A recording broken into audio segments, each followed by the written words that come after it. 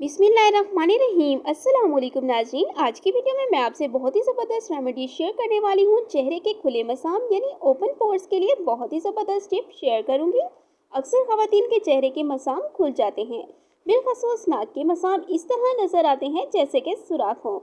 ऐसी सूरत में चेहरे को किसी चीज़ से रगड़ कर ना धोएं और अपने चेहरे की सफाई का खास ख्याल रखें। तो अब मैं आपको ओपन पोर्स के लिए बहुत ही ज़बरदस्त मास्क बनाना सिखाऊंगी। इसके लिए हमें ज़रूरत होगी 2 अज्जा की, अंडे की सफ़ेदी 2 अदद, नींबू का रस चंद कतरे, बस।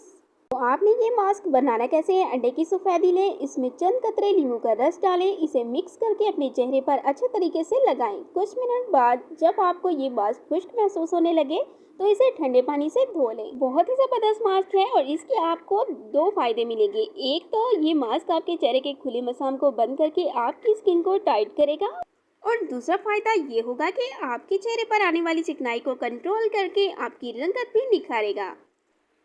Thanks for watching. Please subscribe my channel Health Clinic.